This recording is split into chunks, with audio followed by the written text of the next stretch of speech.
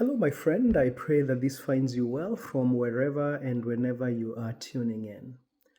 A big shout out to all the moms in the world.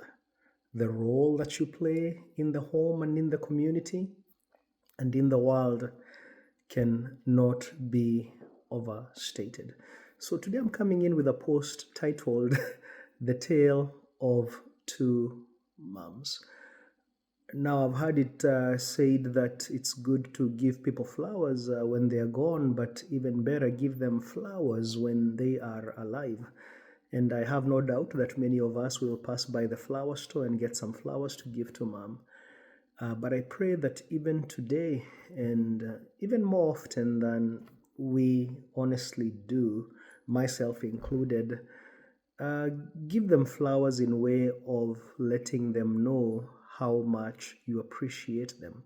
And so today I wanted to come on and share some specific things that I appreciate.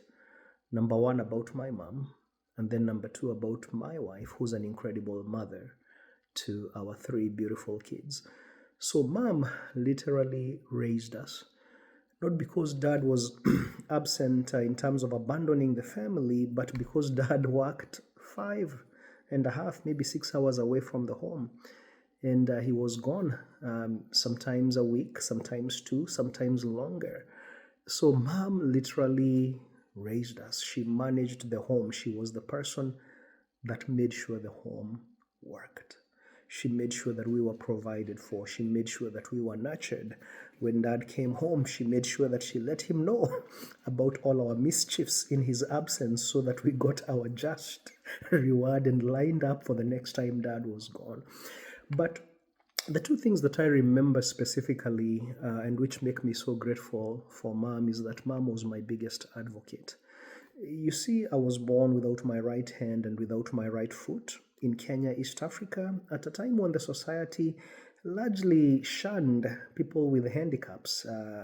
You know, not just that, there was not much in way of resources to accommodate people with physical handicaps.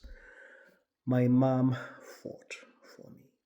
She fought to make sure that I had access, to make sure that um, as much as she could afford, I was comfortable in getting the services that I needed, in getting the prosthetics that I needed to walk and so on. She was the one that was taking me to countless appointments at the prosthetics, place where we used to go. It was a place called Kabete in Kenya. And she made sure that I got the best service possible. Mom was the biggest advocate in terms of having a vision for what I could be and believing better for me. She was the reason I went to one of the best high schools in Kenya. And when I was enrolled as a day student there, because of the structure of the school, she's the one who went to the principal's office and asked if I could be a boarder.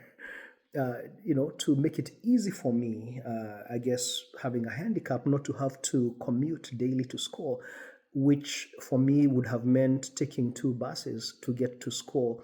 The commute would easily have been 1.5 hours each way every day. And so on the first day of school, I show up as a day scholar and I'm called to the principal's office and he says, "You're not going home today. Your mom is bringing your clothes and your stuff. You're going to be a boarder from this day forth." Mom is the reason I came to the United States, because she had the vision to advocate for my older brother to come. And when I finished high school, a year after my brother had come to the US, I found myself in the US. When I was in high school, let me backtrack a little bit, because our school was in the city and it was on the path that mom and dad used to use whenever they were around to go to one of their businesses. And mom is the one that would drop in.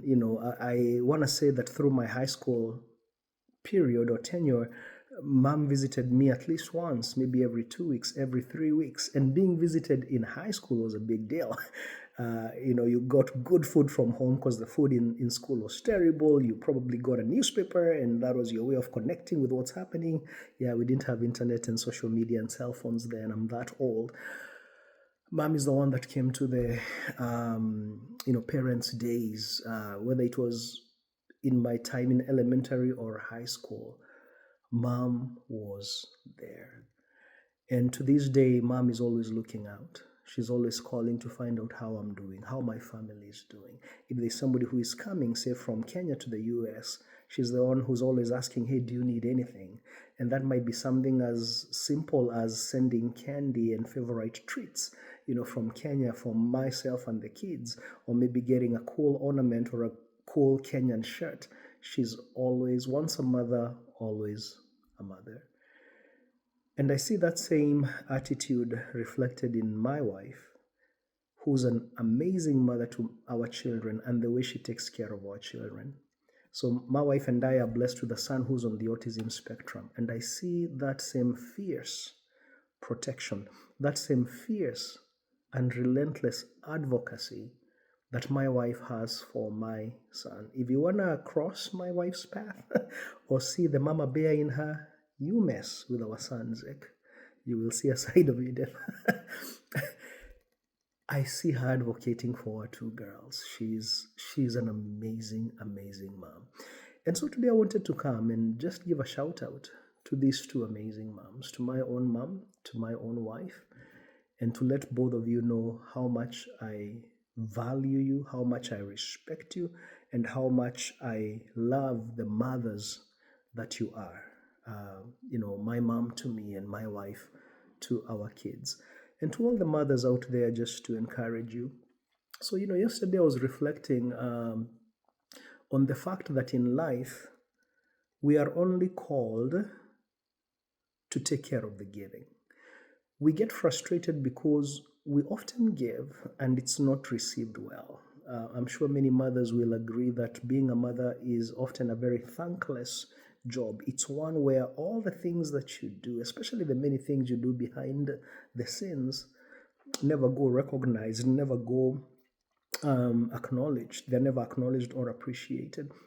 But I was drawing comfort in reminding myself that God just calls us to do the giving, to do the sowing. He takes care of the harvest. We cannot control the receiving, how what we give is received, but we can control what we give and how we give. And the assurance is this, that when we give wholeheartedly, it may not be perfect, but when we give wholeheartedly, even when it's not received well by the recipient, two things happen. It's like planting a seed. It's still going to grow. But then here's the cool thing. The benefits of what you give will always accrue to you. Because the God who sees everything that you do, even behind the scenes, will always reward you. It will always come back to you. And you can rest knowing that you have made an impact. You may not be able to see the full tree when it's grown, as a result of all the seeds that you planted, but make no mistake. Your actions are never in vain. You impact lives of your children and of the family and of the community in ways that you may never understand. And God Almighty, who sees it all, makes sure that seed grows, but also rewards you in ways that you can and you cannot see as a result of your giving. So to all the mothers out there, James Brown said it's a man's world, but it's nothing without a woman or a girl. Well, in that era, it was true. I believe we are in an era where it's a woman's world. Women indeed do make the world go around. And a shout out to all the moms out there. So, hey, today, give your mom some flowers, some literal flowers, but even better, just call her. And if she's still with you, and let her know how much you appreciate her. Make it even better than, instead of it being just generic, mention some specific things that you are very, very grateful for her. And I know that will fill her cup. On this Mother's Day, a very happy Mother's Day to all the moms out there. Thank you for all you do. Keep on keeping on.